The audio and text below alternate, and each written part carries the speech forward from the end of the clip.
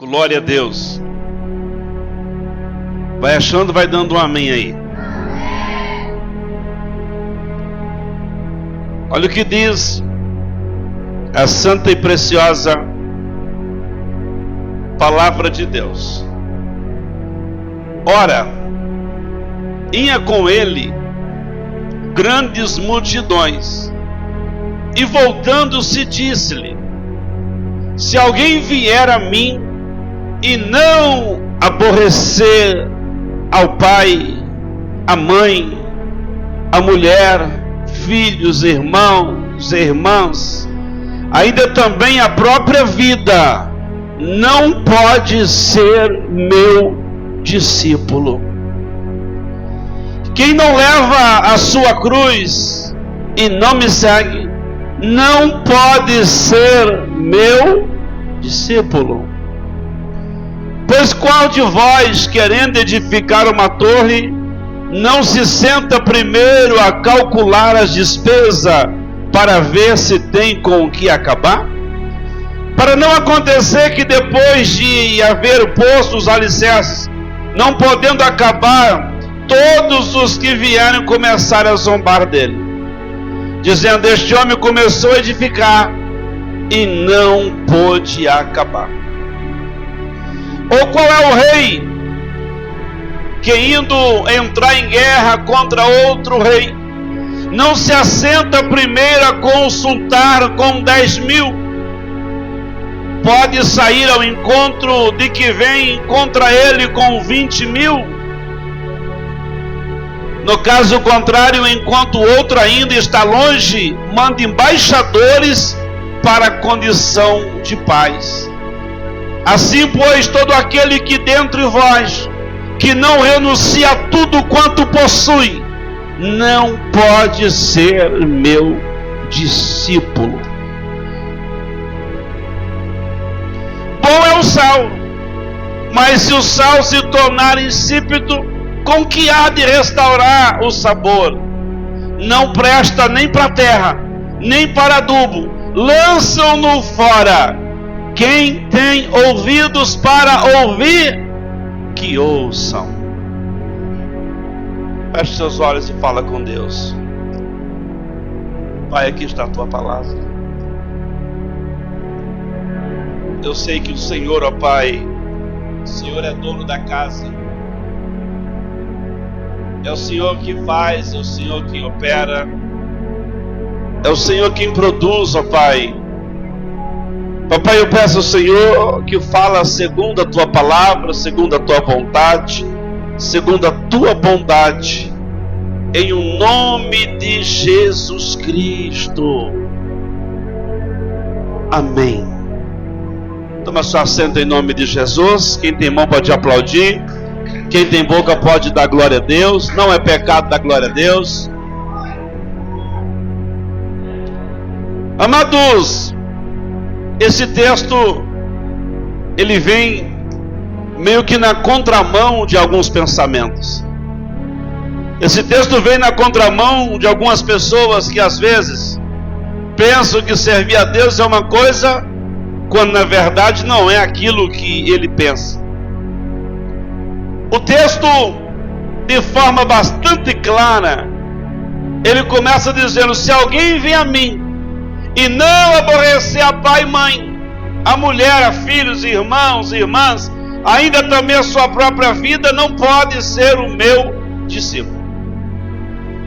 Observa que esse texto ele vai dando para nós algumas características, dizendo: olha, se não for assim, não pode ser meu discípulo. Se não for assim, não pode ser discípulo. Se não for desse jeito, não pode ser discípulo. E a Bíblia diz aqui: se não aborrecer pai, mãe, filhos, esposa, marido, não pode ser o meu discípulo. É importante dizer que o texto não está mandando você encrencar com o pai e com a mãe.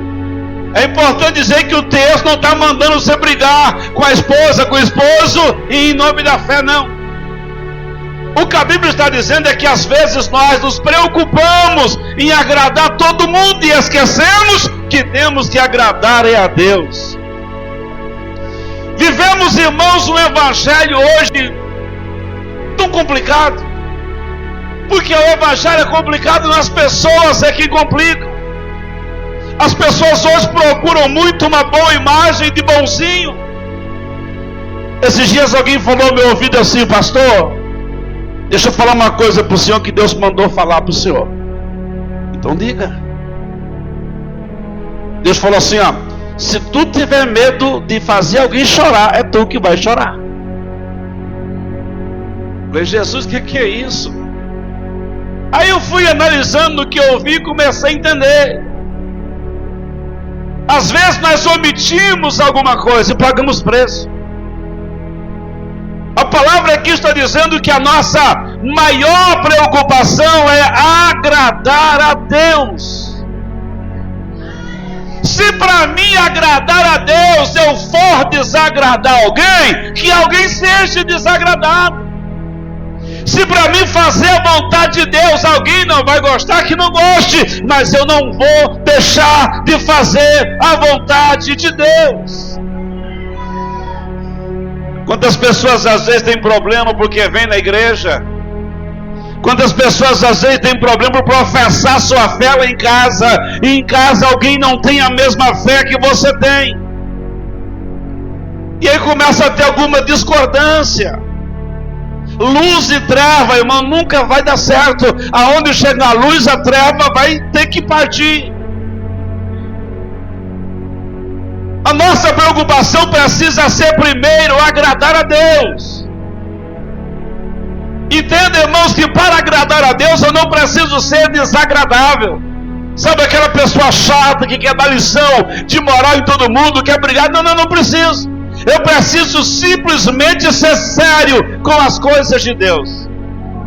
Eu preciso simplesmente fazer, aleluia, aquilo que agrada a Deus. E se alguém se desagradar por conta própria, aí, meu irmão, sinto muito em dizer, problema vai ser dele, porque não vai ser meu. Eu preciso fazer a vontade de Deus. Você já viu aquele texto que o profeta não tem honra na sua própria pátria? O próprio Jesus falou isso. Você sabe por quê? É que às vezes lá na tua casa, se você falar para o teu irmão, para a tua irmã, que ele está errado em uma atitude, ainda que você está com a Bíblia na mão, ele não vai querer aceitar, porque você é irmão dele, se é irmã, se é da casa, e na casa o profeta não tem honra, e se você falar, ele vai ficar bravo com você, porque você quer ser o melhor, porque você quer ser o bom. Não, você precisa querer ser servo, discípulo de Jesus Cristo. Se gostou, coma bastante, se não gostou, coma pouco, mas a verdade precisa ser dita, aleluia.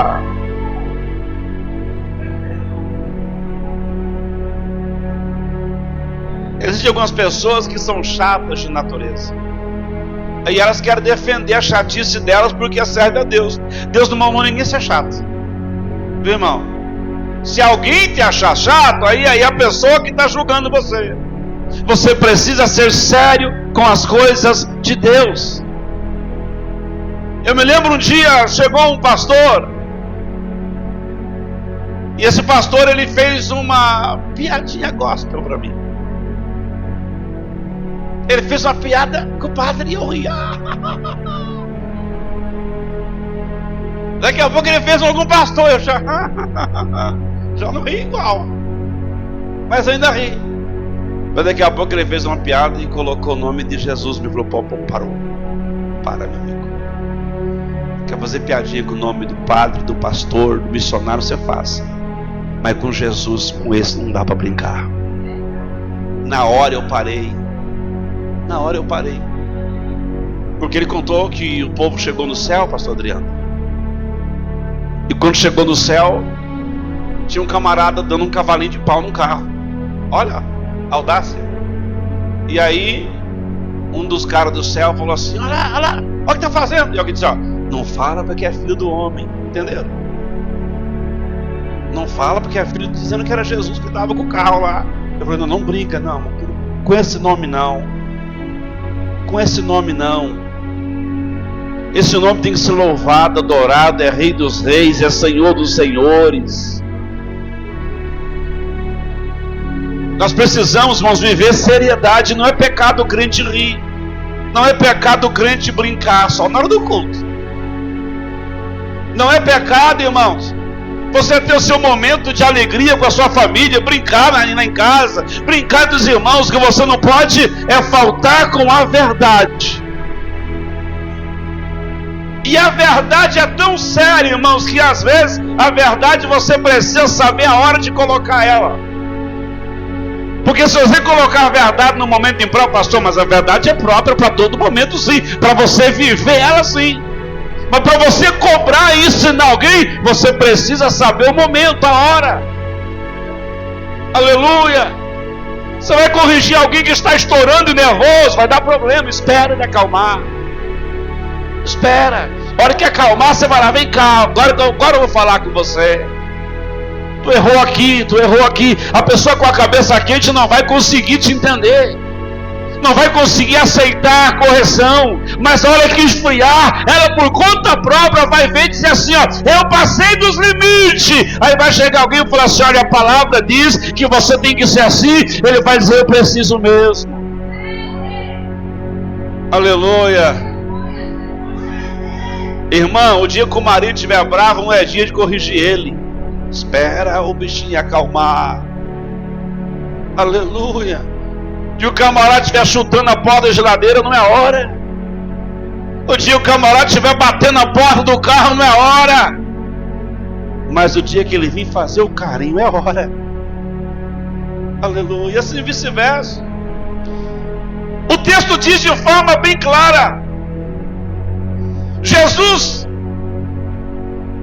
trazendo ensinamento: se alguém vier a mim e não aborrecer as pessoas, ficar preocupado e não chatear e não aborrecer, não é meu discípulo. Porque o meu discípulo se preocupa primeiro com as minhas coisas, com aquilo que se deve fazer.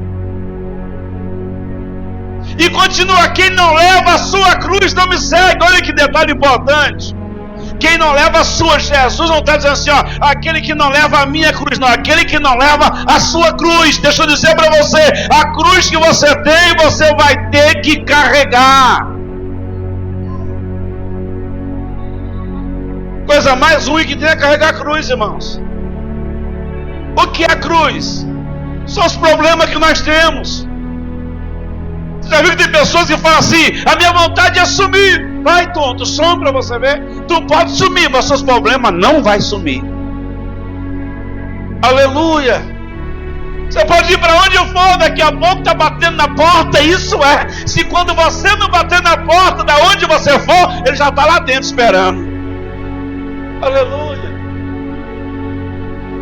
Quem não leva a sua cruz e não me segue, não pode ser o meu discípulo, pastor. Ah, pastor, estou numa luta em casa. Sirva Jesus com a luta, meu irmão. Ah, pastor, estou com um problema sério no meu emprego. Sirva a Deus com um problema sério, porque Deus vai entrar com providência. Deus vai fazer milagre. E as pessoas vão olhar para você e vai ver que você faz a diferença. Oh, irmão, como preciso de pessoas que fazem diferença. Como preciso de pessoas que façam diferença aonde quer que elas estiverem. Que alguém olhe para você e fale assim, olha, aquele é diferente, aquela lá é diferente. Fulano não, mas aquele ali é. A fulana não, mas aquela uma ali é. Por quê? Porque ele está carregando a sua cruz e seguindo a Jesus. Aleluia. Quem é de nós que não tem um problema, irmãos? E nos últimos dias agora parece que os problemas estão aumentando. Jesus está vindo buscar a igreja, irmãos, e o diabo não vai deixar barato. O diabo faz de tudo para fazer você pecar, para fazer você se entristecer, para fazer você se aborrecer com as coisas. Mas deixa eu falar para você, irmão, lute para ser discípulo, porque enquanto o diabo vai lutar para te aborrecer, o Espírito Santo vai estar na sua vida para te alegrar, trazendo a unção da paz, a unção da alegria, a unção da vitória, a unção da graça. Enquanto todos estiverem bicudo, chateado, o brilho de Cristo vai estar no seu sorriso, aleluia. Alguém vai olhar para você e vai dizer, eu não entendo porque o irmão está sorrindo, eu não entendo porque a irmã está sorrindo, mas mas ele vai entender que Jesus está na sua vida. Aleluia. Como é difícil caminhar com a cruz, tem hora, irmãos. Tem hora da vontade de chutar a cruz e falar: sai de mim, ô cruz. Mas tu fala assim: não faça isso. Não faça isso. Pegue a sua cruz. Se estiver muito difícil carregar, chama alguém para te ajudar, mas não largue ela. Pastor, eu não estou conseguindo. Alguém vai te ajudar. Precisa de oração, nós vamos orar. A igreja vai orar. Nós estamos aqui para isso como igreja. Pastor, está difícil para mim. Vamos fazer campanha, vamos buscar, vamos falar com Deus. Deus vai dar vitória. Mas não largue a sua cruz. A Bíblia diz assim, ó: quem é de vós que quando vai fazer uma construção, não senta primeiro para fazer um orçamento? Porque imagina, você gasta o dinheiro: vou fazer a minha casa. Aí você tem um pouco de dinheiro, vai lá, faz o alicerce e acabou o dinheiro. Fazer dinheiro, jogou fora. Não dá para concluir a casa. Eu preciso concluir a casa. Então eu preciso de planejamento.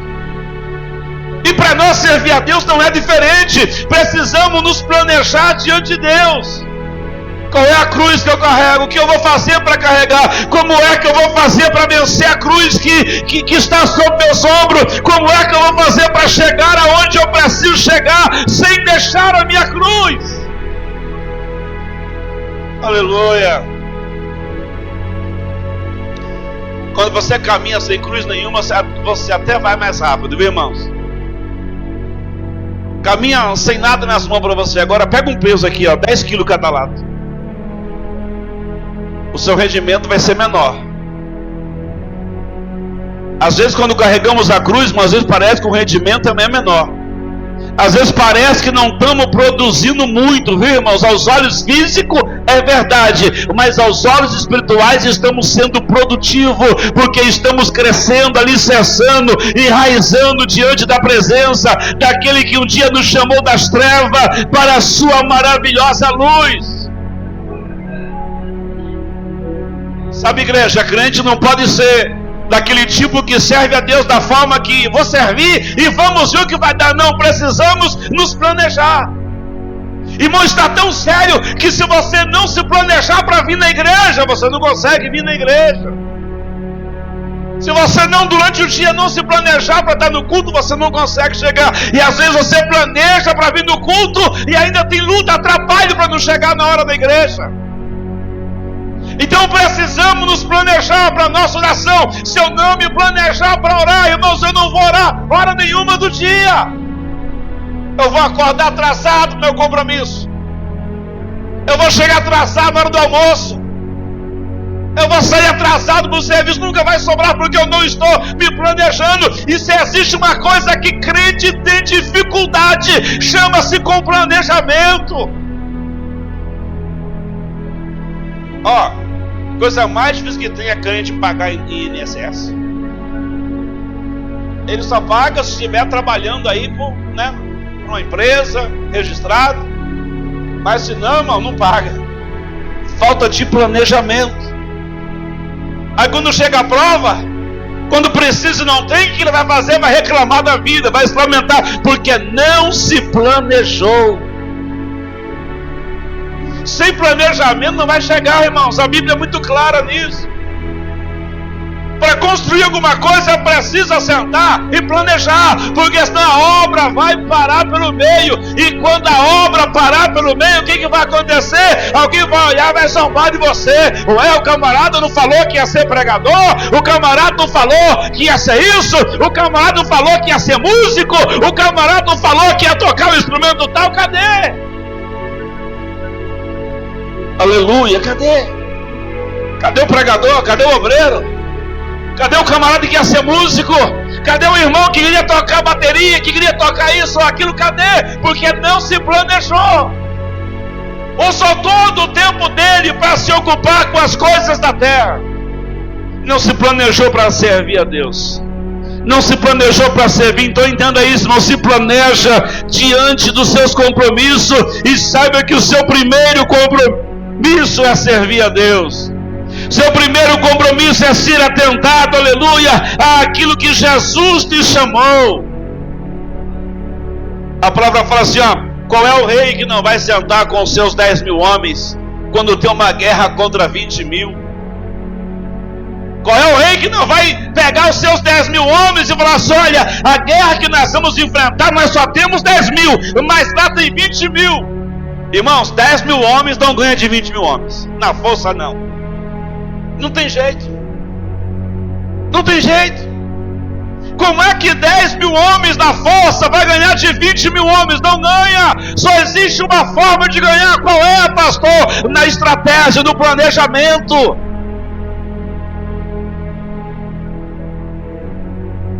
Vamos criar uma estratégia, um planejamento. Aí começa a planejar. Olha, nós vamos ter que seguir a risca, porque se nós seguirmos a risca, nós vamos vencer aqui, vamos vencer ali, vamos matar tanto ali, vamos matar tanto lá. Quando chegar no final, nós vamos sair vitoriosos, porque houve um planejamento. A Bíblia está dizendo, foi o próprio Jesus quem falou. Agora deixa eu falar para você, irmãos, nós estamos em guerra. Eu vou dar uma informação, não é 1 contra 2, não é 1 contra milhares. São legiões e legiões de demônios todos os dias vindo para a guerra contra você. Aí eu preciso me planejar. Qual é a minha estratégia? Ser cheio da presença de Deus.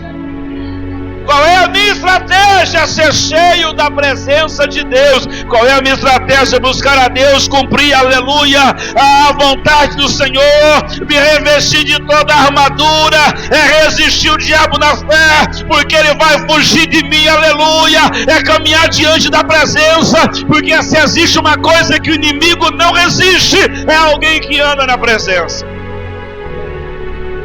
O diabo não tem medo do seu glória a Deus, aleluia. Retorno, estou sem retorno, acabou o retorno.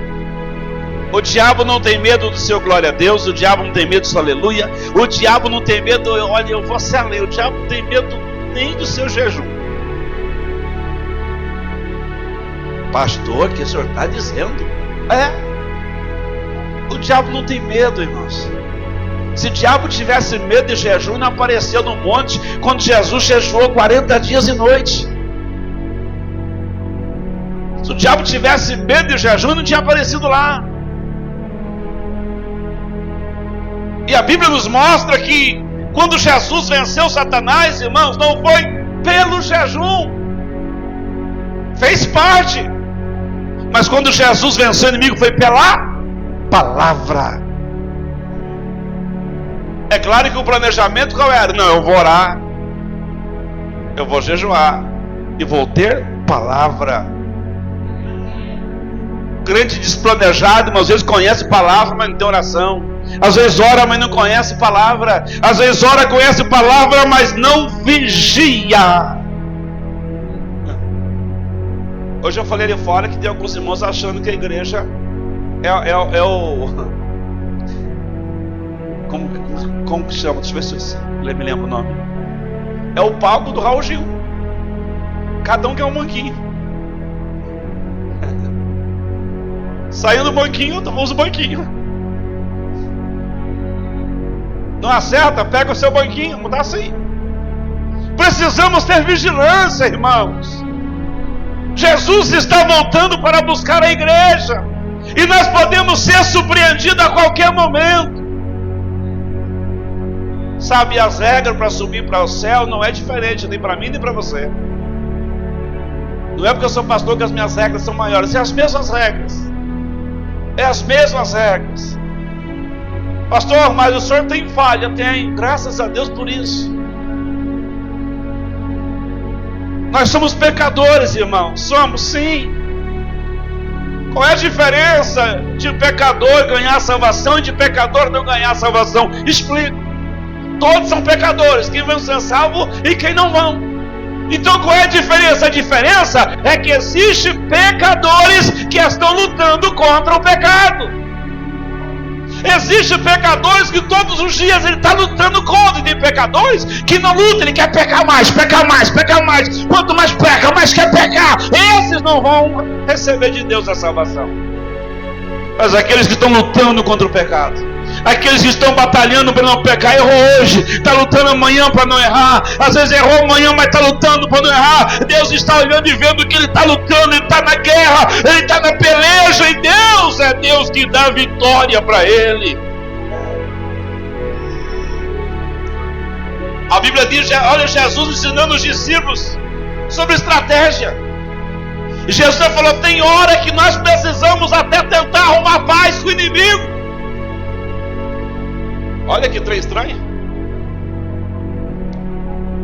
Imagina você traçando uma guerra de 10 mil contra 20 mil. O que o rei faz, irmãos? Antes do negócio pipocar, o rei pega alguns embaixadores e manda ir lá encontrar com outro exército, com o comandante, para ver se existe um acordo de paz. Porque é melhor uma paz meia boca do que uma guerra a boca inteira. É melhor uma paz meia boca do que uma guerra inteira, irmãos. Então vocês fazem isso. Quando alguém vem para guerrear, ele pega alguns embaixadores, vai lá, vê se tem alguma coisa nós possamos fazer. O que é que eles querem? O que é que estão reivindicando? E os embaixadores vão lá, e quando pode resolver o que estão reivindicando, já resolve lá mesmo. Perde um pouco do lado, perde um pouco do outro, fica bom de ambas as partes, não tem guerra. Chama-se estratégia.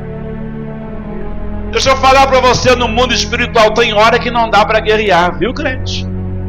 Qual é essa hora? Eu vejo o crente que não está nem orando, querendo fazer campanha de oração para os outros. Não faça. Primeiro é a sua vida, primeiro é o seu altar, primeiro é você na presença de Deus. Às vezes o camarada chega chorando e você tem um coração piedoso, vai lá fazer a campanha na casa do irmão. Cuidado. Pastor, o que eu faço então? Chama para vir para a igreja, que aqui é o nosso campo de guerra. Chama para vir para cá. Traz para a igreja. Aleluia, irmãos, aqui é o nosso campo de guerra. Aqui nós estamos lutando em casa. Tem pessoas que estão precisando, tem. Tem pessoas que precisam ser alcançadas, tem. Precisa da bênção, precisa. Às vezes não tem força para vir para a igreja, é verdade. Tem pessoas que não têm força para vir, irmãos. Quantos de nós, irmãos, fomos barrados de vir para a igreja um dia? Quantos de nós que nunca entramos numa igreja porque achávamos que isso aqui era coisa de outro mundo? Quantas pessoas que falam, pastor, eu passava em frente da igreja e falava assim, ô bandido, vagabundo. E hoje são crentes fiéis na igreja, porque eles pensavam que a igreja era aquilo, mas quando conseguiram entrar, viram que não era aquilo que eles pensavam. Aleluia. Tem cabeça lá fora que pensa que igreja é só para roubar. Pastor só rouba, só rouba. O problema, irmão, não é só pastor roubar, o problema é ter gente para roubar. Porque se você é roubado uma vez, aí se eu estou no lugar, se eu roubar, nunca mais eu volto lá. Esse dia eu conversei com as pessoas e falei assim, que queriam mudar de São Paulo para cá, porque São Paulo foi roubado 2 vezes na semana. Aí queriam mudar para lá, aqui ainda está tranquilo. Aqui, comparado a São Paulo, aqui é tranquilaço.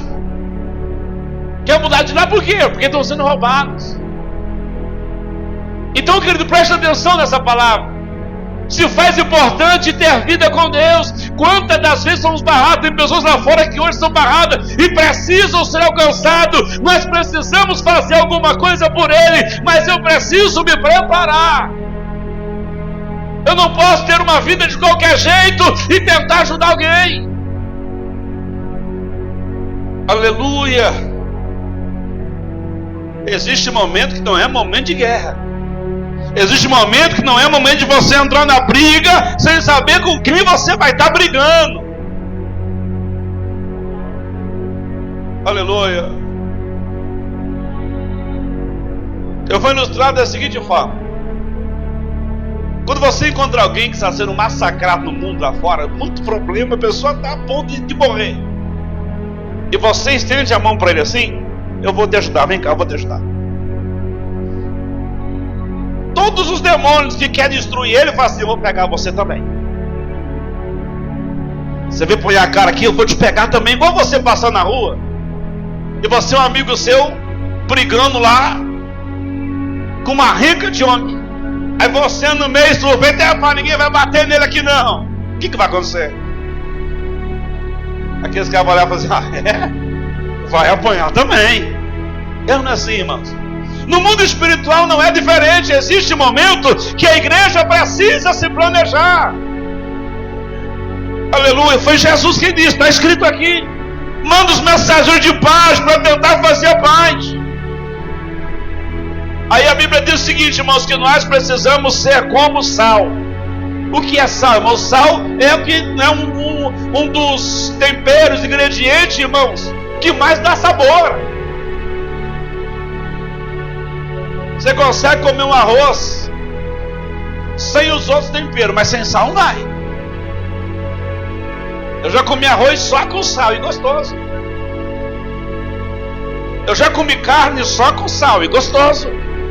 Aí a Bíblia diz assim, ó: bom é o sal, mas se o sal se tornar insípido, ou seja, se o sal não salgar, com que há de restaurar o sabor? E nós somos o sal, irmão, estou falando de nós. Se nós não salgarmos, para que nós vamos servir?